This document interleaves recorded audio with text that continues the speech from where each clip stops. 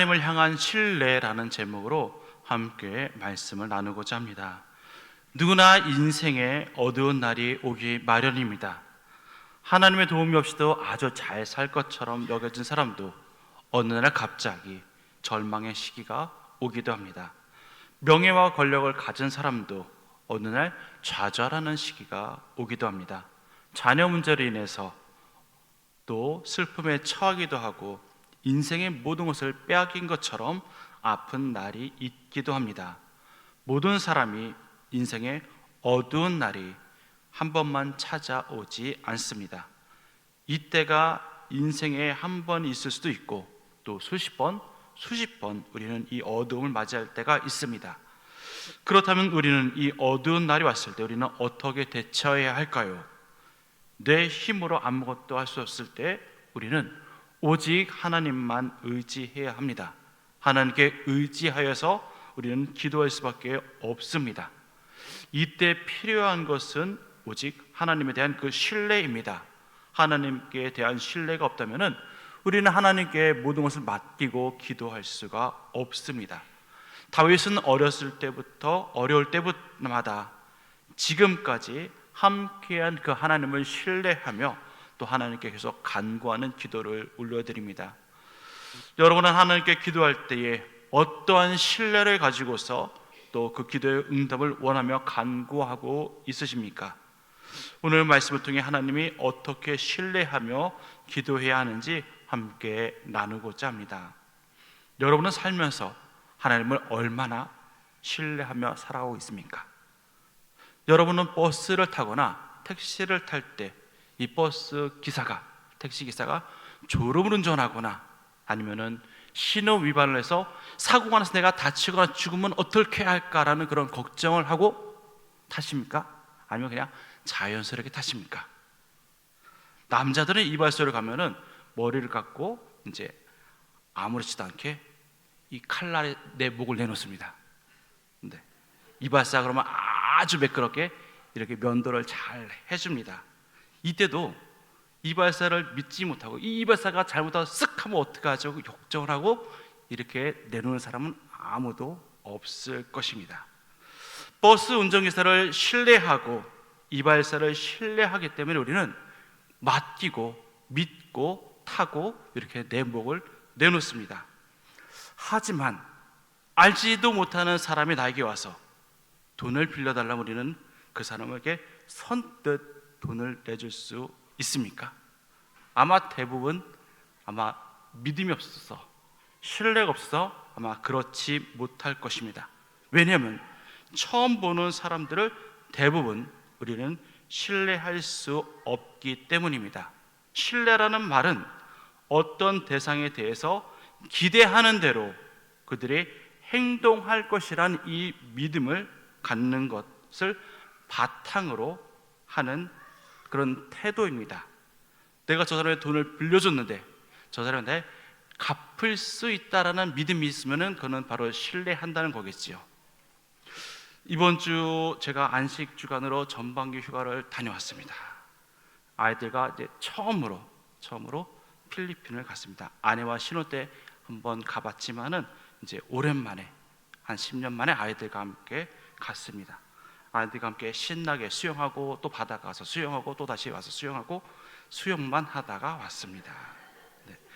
네, 잘 쉬고 이제 한국으로 이제 돌아오려고 공항으로 저희가 갔습니다. 이제 한국에 오면은 저희가 가져왔던 이제 현금으로서 가져왔던 달러나 또 현지 돈들은 필요가 없으니까는 그냥 다 쓰고 가자 하고 저희가 모든 현금을 다 썼습니다. 근데 문제가 거기에서 있었습니다. 이 필리핀은 공항료를 따로 내더라고요. 한국에서는 인천에서 나갈 때 그 티켓 안에 공항료 뭐 다 포함이 됐는데 거기서는 공항료를 따로 받습니다. 저희가 그것도 모르고 현금을 다 쓰고 갔었죠. 갔더니 카드로도 안 된다고 하고 결국은 그냥 ATM기로 가서 현금을 인출받기로 했습니다. 근데 우리나라 ATM기는 비밀번호 4자리인데 거기는 6자리를 누르라고 하더라고요. 그래서 이게 뭐지? 핀 번호인가 싶어서 6자리를 마구 눌렀죠. 3번 초과해서 카드도 정지 먹었습니다. 네, 공항료를 우리나라 돈으로 한 12만 원인가 내야 되는데 그 12만 원이 없어가지고 이제 비행기가 떠날 시간은 다가오는데 또 말은 안 통하고 도대체 어떻게 될지 모르겠더라. 그래서 한국 사람이 있길래 가서 얘기했습니다. 사정이 이렇게 돼가지고 우리가 돈이 없으니까는 좀 빌려주시면은 한국 가서 주겠습니다 했더니 알아서 하십시오 그래 버린 겁니다. 그래서 너무 당황스러워가지고 어떻게 될지 모르겠더라고요. 그래서 가서 얘기를 해도 안 돼가지고 결국은 하나님이 지혜를 주시더라고요. 그러면 항공사 한국 직원을 만나서 한국말로 해라 하셔가지고 한국 직원을 불러달라고 했습니다. 그랬더니 어느 분이 나오더라고요. 그래서 여차저차 또 얘기했더니 흔쾌히 빌려주는 겁니다. 본인도 지금은 현금이 없으니 자기가 ATM에 찾아와서 주겠다는 겁니다. 그래서 야, 공항 직원이라서 항공사 직원이라서 되게 잘 도와준다 라고 싶었습니다. 다 하고 나서 이제 안심을 하고 공항 딱 입구장에 들어왔더니 다시 한번 물어봤습니다. 옷차림이 항공사 직원 차림이 아니어가지고요. 계좌번호도 받아야 되고 하니까는 물어봤는데 그냥 여행객입니다. 여행객임에도 불구하고 그냥 저를 신뢰하기 때문에 본인이 ATM기로 돈을 찾아다가 빌려준 겁니다. 공항 30분 전에, 비행기 떠나기 30분에 다행히 저는 이국장으로 들어와서 잘 치르고 또 오자마자 또 바로 이렇게 송금을 해줬습니다. 덕분에 한국으로 올 수 있었습니다. 안 그랬으면 지금도 아마 공항에 있었을 수도 있습니다. 우리 이렇게 신뢰가 없다면은 다른 사람에게 돈을 빌려주지 않을 뿐더러 나의 목숨을 내놓지도 않고 우리는 나를 맡기지도 못합니다. 그렇다면 여러분은 하나님을 얼마만큼이나 신뢰하고 계십니까? 내가 환난 가운데 있을 때, 내가 낭만 가운데 있을 때, 내가 절망 가운데 있을 때, 실패 가운데 있을 때에 하나님께서 나를 정말 도우실 거라시는 것을 정말 신뢰하며 살아가십니까? 그 기간이 1년이 될지 2년이 될지 10년이 될지 30년이 될지도 모르는 그 가운데서 끝까지 하나님을 신뢰할 수 있겠습니까? 다윗은 끝까지 하나님을 신뢰합니다. 우리의 이 신앙도 다윗과 같이 끝까지 신뢰하는 신앙이 되기를 간절히 소망합니다. 그렇다면 어떻게 하나님을 끝까지 신뢰할 수 있겠습니까? 첫 번째, 나의 부족함을, 나의 연약함을 첫 번째 알아야 하는 것입니다. 오늘 본문 86편 1절 말씀 함께 읽어보도록 하겠습니다. 여호와여, 나는 가난하고 궁핍하오니 주의 길을 기울여 내게 응답하소서. 아멘. 다윗은 자신이 가난하고 궁핍하다고 고백하고 있습니다. 그렇게 하나님께 자신의 기도에 응답해달라고 간구할 수 있는 것이지요. 다윗이 정말 가난하고 궁핍한 삶을 살고 있기 때문에 이렇게 고백하는 것일까요? 다윗이 사울 왕을 피해 도망 중이라면은 그가 정말 가난하고 궁핍한 삶을 살 수 있겠지만은 14절의 말씀을 보면은 하나님이여 교만한 자들이 일어나 나를 치고 포악한 자의 무리가 내 영혼을 찾아 싸우며 자기 앞에 줄을 두지 아니하였나이다. 이 말씀을 통해서 본다면은 교만한 자들, 포악한 자들의 무리라는 것으로 미루어 보아 사울 왕에게 쫓기고 있는 것은 아닌 것입니다. 다윗은 자신의 이 비천함을 고백하고 있는 것입니다. 하나님의 은혜가 없는 그 상태, 하나님의 그 은혜를 갈망하는 그 상태를 말하고 있습니다. 우리는 하나님 외에 다른 것이 있다면 하나님을 의지하지 않습니다. 돈 있는 사람은 그 돈을 의지하고, 권력 있는 사람은 그 권력을 의지하고, 명예가 있는 사람들은 그 명예를 의지합니다. 오직 심령이 가난한 자만이 하나님을 찾고 하나님을 의지합니다. 마태복음 5장 산상수훈에서도 예수님의 팔복 중에서 가장 먼저 복이 있는 사람을 말할 때도 심령이 가난한 자라고 말씀하고 있습니다. 마태복음 5장 3절 말씀이 심령이 가난한 자는 복이 있나니 천국이 그들의 것임이요라고 말씀하고 있습니다. 심령이 가난하여 하나님밖에 의지할 수밖에 없는 사람이 천국을 받을 것이라고 말씀하고 있는 것입니다. 다른 것으로 채우고자 하는 자, 다른 것을 의지할 수 있는 사람은 절대로 하나님을 찾지 않습니다. 오직 하나님뿐이라고 여기는 사람, 하나님의 도움을 받을 수밖에 없는 사람만이 하나님을 찾습니다. 오직 하나님뿐이라고 여기는 사람만이 하나님께서 도우실 그 때를 기다릴 수 있는 것입니다. 하나님을 신뢰할 수밖에 없는 것입니다. 2절에 나는 경건하오니 내 영혼을 보존하소서라고 고백합니다. 경건하다는 말은 깊은 존경과 사랑이라는 뜻도 있지만은 원어로 보면 자비, 인자하심의 뜻이 있습니다. 다윗은 그 하나님의 은혜를 갈망하고 있다는 것입니다. 하나님만 의지하고자 하는 그 마음에서 자신은 경건하다라는 그 말을 사용하고 있는 것입니다. 나는 심령이 가난하고 궁핍한 자라서 하나님만을 의지할 수밖에 없는 그런 자신임을 그는 고백하고 있습니다. 그리고 또한 하나님을 주인으로 여기고 나를 종으로 여기는 사람만이 끝까지 하나님을 신뢰할 수 있다는 것입니다. 내가 내 인생의 주인이라고 여기는 사람은 절대 하나님을 신뢰할 수 없습니다. 다윗은 이스라엘의 왕입니다. 가장 최고의 권력을 가진 사람입니다. 그럼에도 불구하고 다윗은 하나님이 왕이시고 자신은 그의 종이라고 고백합니다. 2절 하반절에 보면은 주를 의지하는 종을 구원하소서라고 자신을 하나님의 종이라고 그는 고백하고 있습니다. 그리고 원어로 본다면은 4절에도 주여 내 영혼이 주를 우러러 보니에서 이 내 영혼, 나라는 그 단어도 종이라는 단어 에베드라고 사용되었습니다. 또 16절에도 주의 종에게 힘을 주시고 하면서 자신을 종이라고 벌써 이 86편에서 3번이나 그는 고백하고 있습니다. 다윗은 이스라엘의 가장 최고 권력자임에도 불구하고 하나님의 종이라고 그는 고백합니다. 우리는 누군가를 섬겨야 하는 존재입니다. 세상을 섬기는 자 또는 하나님을 섬기는 자, 이 둘 중에 하나가 우리가 택해야 하는 것입니다. 세상의 것은 우리에게 만족함을 줄 수 없을 뿐 아니라 우리를 보호해 주지도 못합니다. 오히려 우리를 더 불행하게 만듭니다. 하지만 좋은 왕, 선한 왕, 우리를 창조하신 왕 하나님은 우리를 만족해 하시는 분이십니다.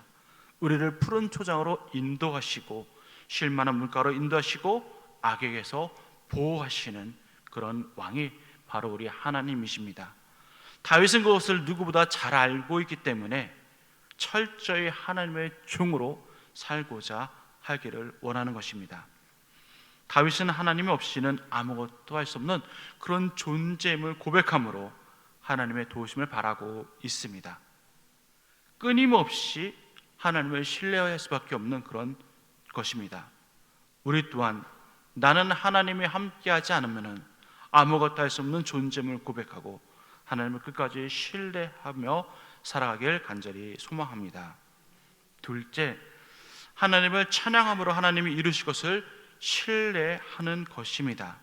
다윗은 하나님만 의지하며 살 때 구원을 경험했던 사람입니다.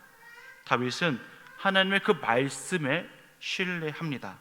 그렇게 그에게 아직 이루어지지 않은 것이라 할지라도 그는 하나님을 찬양함으로 하나님이 이루실 것들을 신뢰하며 나아갑니다. 우리는 앞에 문제가 있을 때 그 문제만 바라보느라 그 문제보다 더 크신 하나님을 바라보지 못할 때가 있습니다. 사울왕이 언제 실패합니까?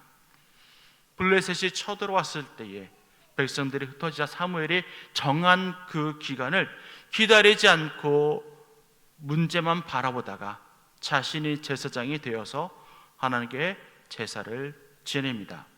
사무엘상 13장 11절 12절 말씀 보면은 이렇게 말씀합니다. 우리 함께 읽어보도록 하겠습니다. 사무엘이 이르되 왕이 행하신 것이 무엇이냐 하니 사울이 이르되 백성은 내게서 흩어지고 당신은 정한 날 안에 오지 아니하고 블레셋 사람은 믹마스에 모였음을 내가 보았으므로 이에 내가 이르기를 블레셋 사람들이 나를 치러 길갈로 내려오겠거늘 내가 여호와께 은혜를 간구하지 못하였다 하고 부득이하여 번제를 드렸나이다 하니라. 아멘. 이 일로 인해서 사울 왕은 하나님께 버림을 받습니다. 우리 사무엘상 13장 14절 말씀도 함께 읽어보도록 하겠습니다. 지금은 왕의 나라가 길지 못할 것이라 여호와께서 왕에게 명령하신 바를 왕이 지키지 아니하였으므로 여호와께서 그의 마음에 맞는 사람을 구하여 여호와께서 그를 그의 백성의 지도자로 삼으셨느니라 하고, 우리는 하나님의 위대하심을 알면서도 때로는 그 문제만 바라보느라고 문제보다 크신 그 하나님을 우리는 인식하지 못할 때가 있는 것입니다. 그러나 다윗은 하나님이 어떠한 분이신지 정확히 알고 있습니다. 다시 시편 86편 5절 말씀 함께 읽어보도록 하겠습니다. 주는 선하사 사죄하기를 즐거워하시며 주께 부르짖는 자에게 인자심이 후하심이니이다. 아멘.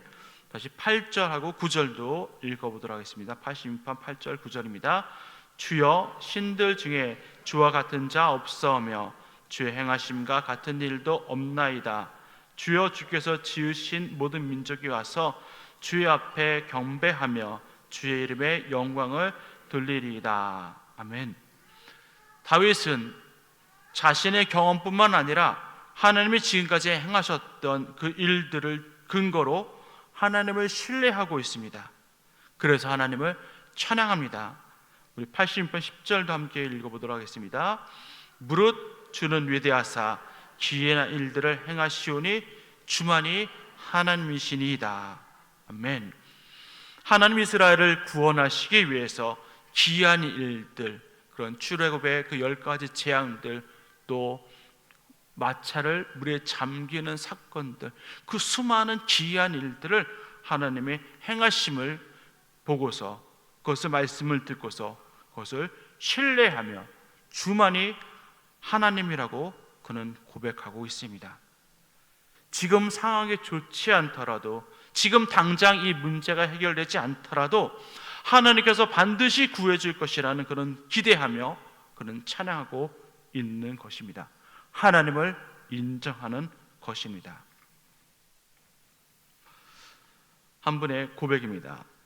경기 중고등학교를 수석으로 입학한 후 4개월 만에 고교 과정을 통과하고 서울대 물리학과를 차석으로 입학하고 미국 미시간 주립대학에서 석사 과정 없이 박사 과정을 6개월 만에 통과하고 24살에 플로리다 대 최연소 교수가 되어 학생들보다 나이가 어려서 어린 꼬마 교수로 불린 분이 있습니다. 학자들 사이에 최고의 권위인 상징인 한림원 회원과 국제원자력상을 수상했고 국제원자력기구 의장과 과학기술처 장관을 2번이나 지냈지만은 이 복음의 대사가 된 것을 최고의 영예로 여기며 살고 있는 분이 있습니다. 바로 정금모 박사님입니다. 그는 신부전증으로 고통당하는 아들에게 그 신장을 이식해 주었으며 그 과정에서 예수님을 그리스도로 영접했습니다. 아들의 병간호에 지친 그에게 하나님은 세미한 음성을 들려주셨습니다. 내 사랑하는 아들아, 작은 십자가를 지고 하는데 내 아들에게 감사한 적이 있느냐? 이 정 박사님은 하나님을 향해서 외쳤습니다. 아들에게 감사라니요? 내 아들은 저에게 늘 근심거리였습니다. 제가 아들에게 콩팥 하나를 떼어준 것도 아시면서 그 아들에게 대해 감사하라니요? 적어도 저처럼 늘 수석하고 모든 일에 인정받고 부모에게 기쁨을 주는 아들이면 몰라도 어떻게 늘 저에게 짐이 되는 이 아들로 인해서 감사할 수 있겠습니까? 그런데 이런 마음은 곧 사라지고 대신 이런 생각이 들었답니다. 너는 우수한 성적과 모범적인 생활로 부모님을 흐뭇하게 해드렸지만 그 외에는 아무것도 해드리는 것이 없다. 그러나 내 아들은 우리 부모에게 신앙의 새로운 눈을 뜨게 해 주었습니다. 기도하는 법을 배우게 했고 하나님을 찾는데 그렇게 해주었습니다. 이 아들로 인해서 우리 가족이 구원받았으니 오 주님, 제 아들은 진정한 효자입니다. 저를 구원하기 위해 무거운 짐을 져했던 아들에게 감사하겠습니다. 이런 아들을 주시고 우리에게 생명을 주신 하나님의 사랑이 얼마나 감사한지 모든 것이 감사할 뿐이라고 그는 고백합니다. 이 정근봉 박사님이 쓴 나는 위대한 과학자보다 신실한 크리스찬이고 싶다라는 책을 읽고서 쓴 그 김요한 씨 글과 또 정근봉 박사님의 그 간증에서 발췌한 것입니다. 지금 당장 나에게 아픔이 있고 고통이 있고 낭망이 있을 때라도 우리는 감사하지 못합니다. 그러나 그것을 통해서 부어주실 또 부어주신 그 하나님을 바라면서 우리는 먼저 찬양을 해야 합니다. 다윗은 찬양을 통해서 하나님께서 부어주신 것들을 사모합니다. 하나님을 향한 그 신뢰가 흔들리지 않게 합니다. 우리의 고통의 때가 언제까지인지 안다면은 우리는 그것을 끝까지 인내하며 하나님을 신뢰할 수가 있습니다. 군대 생활이 아주 힘들어도 제대 날짜가 정해졌기 때문에 우리는 그것을 버티며 이겨낼 수 있습니다. 하지만 우리의 고난의 끝이 언제인지 알지 못한다면은 우리는 하나님의 그에 대한 신뢰가 가다가 무너져 버릴 수밖에 없습니다. 그러나 다윗과 같이 나는 도저히 할 수 없는 존재임을 고백하고 깨닫고 오직 하나님만 하실 수 있다면 그것을 고백한다면 우리는 끝까지 하나님을 신뢰할 수 있을 것입니다. 또한 하나님이 이루실 것을 기대하면서 찬양한다면 우리는 끝까지 하나님을 신뢰할 수 있을 것입니다. 하나님을 향한 그 신뢰가 무너지지 않고 끝까지 하나님을 신뢰하며 살 때 그것을 누리시는 저와 여러분 되기를 간절히 축복합니다. 함께 기도하겠습니다.